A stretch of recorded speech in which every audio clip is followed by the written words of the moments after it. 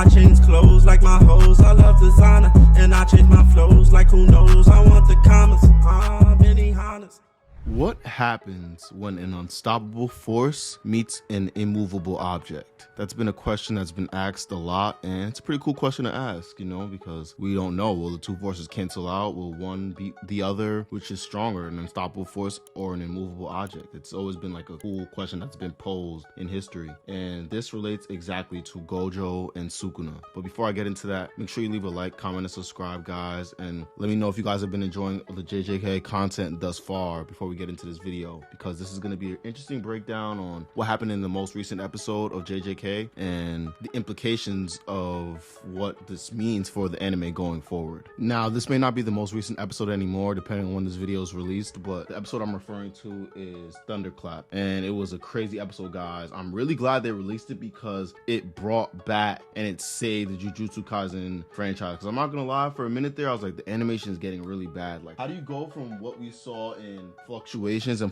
Part 2 to what we saw in Thunderclap? Like, obviously, so they know they saved the budgets for the big fights, because we got to see some Sukuna action again, and it raised a lot of questions for me. Namely, what will happen when Gojo and Sukuna fight? Because, you know, apparently Gojo's meant to be the only honored one. He's meant to be the strongest above all other sorcerers. But can he face up to Sukuna, who is the strongest cursed spirit, the strongest with the highest cursed energy? He's the king of all curses. Well, let me start by saying this. The animation has to come alive for this fight, because based on what we saw in Thunderclap animation, they really pulled out all the stops for that. And this means that the Gojo versus Sukuna fight will be make or break for whatever studio animates the fight, and also for Jujutsu Kaisen as a whole. Like, if the animation is poor, it's going to be very bad on Jujutsu Kaisen, and it might actually turn off a lot of fans, because this is going to be the most blockbuster and exciting fight that everyone is looking forward to. But if you guys are asking for my prediction, I'll give it at the end of this video, so make sure you leave a like, comment, and subscribe, and continue watching to the end for me to give my prediction, or not even my prediction, my power scaling, or who I think is actually stronger.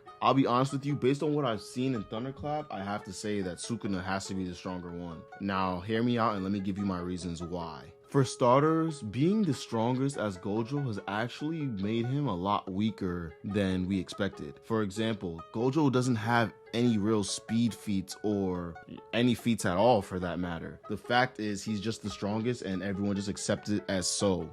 Anyone he goes against is nowhere near him in power, to the point where he has to actually fight to his actual limit, to where we can see his abilities at their peak. This is why it's kind of hard to scale Gojo, and it's kind of hard to say, oh, if he's how powerful he truly is, because his abilities are that broken and that OP to where he doesn't really have to even exert himself.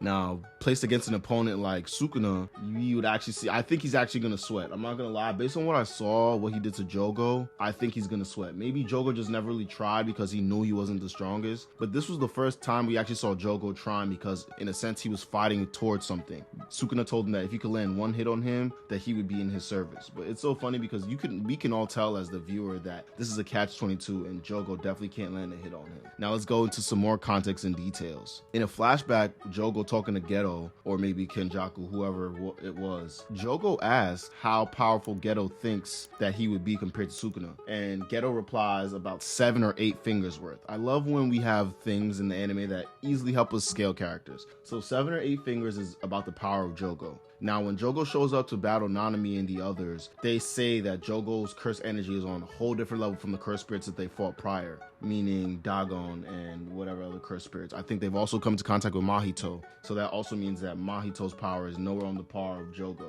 Meaning that, let's say Mahito and Dagon are maybe 4 to 5 fingers worth of Sukuna's power. Now, at this point, when Sukuna is awakened in Yuji's body, he actually has eaten 15 fingers. Correct me if I'm wrong in the comments, but I believe it is 15 fingers that he has, and Sukuna has 20 fingers. So that being said, he's almost at his full power, meaning that Jogo is only about at half the capacity or attack potency of Sukuna at this point. And he fought really hard. Like, did you see the animations in that, guys? Bunch of mountains and magma and volcano and lava, and Jogo actually has a full circle moment where Sukuna compliments him, saying that this is the best battle that he's had in a while. This anime episode may go down as one of the best animated episodes in anime history, man. I'm not gonna lie. And I'm saying anime too much, but I'm not gonna lie, it was a very good episode. Like, I almost had fear that JJK was falling off, you know, animation wise. Obviously the story is really good, but animation wise, I really wasn't happy with the last couple episodes, but they really brought it back with this one. One more thing I want to mention about the power scaling of Sukuna is that he has always been alluded to having speed feats. The only speed feat we have of Gojo is that he is the fastest sorcerer, and he's much faster than Naobito, who is basically the second fastest sorcerer, being able to move at what, 24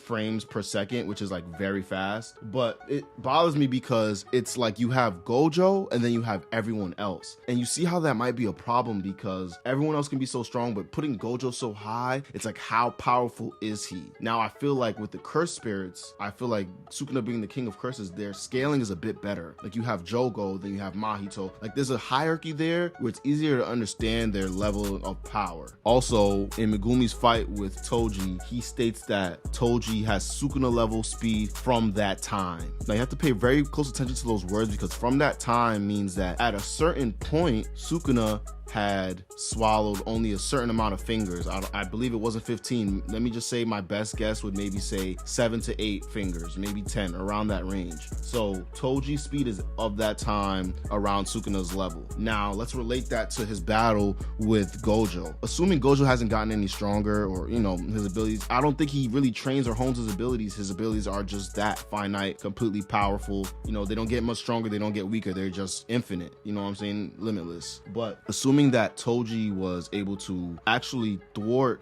Gojo as far as speed goes, that would make Sukuna a little bit faster than Gojo. Like, basically what we're understanding, because when Toji defeated Gojo for a little bit, it was because he had really fast speed that almost Gojo couldn't keep up with. Now granted, I know I've seen in the comments that people say, you do realize that Gojo was tired from using his limitless and overexerting himself. Yes, this is true, but based on what I've seen, I just believe that Sukuna is actually a bit stronger than Gojo, and he's actually going to give him a run for his money. So I believe at this point that Sukuna is the unstoppable force and Gojo is the immovable object. But let me know what you guys think in the comments, and this is just my conjecture, and it's very interesting, honestly. Like, this makes Jujutsu Kaisen exciting again, because we really want to see this fight, and I think everything is building up to that fight. A lot better than Demon Slayer, I don't know why I always get on Demon Slayer, but it's just so much better than Demon Slayer, Tanjiro finally fighting Muzan. I don't know, I'm just not excited for that, guys. I don't know. But that was all for this video. Let me know what you guys think for sure. Make sure you leave a like, comment, and subscribe, and share with a friend if you're enjoying this anime content. And before you go, remember to, as always, find your zen, your final form. I'll see you in the next one, guys. And I change clothes like my hoes. I love designer, and I change my flows like who knows. I want the commas, Benny Hannes.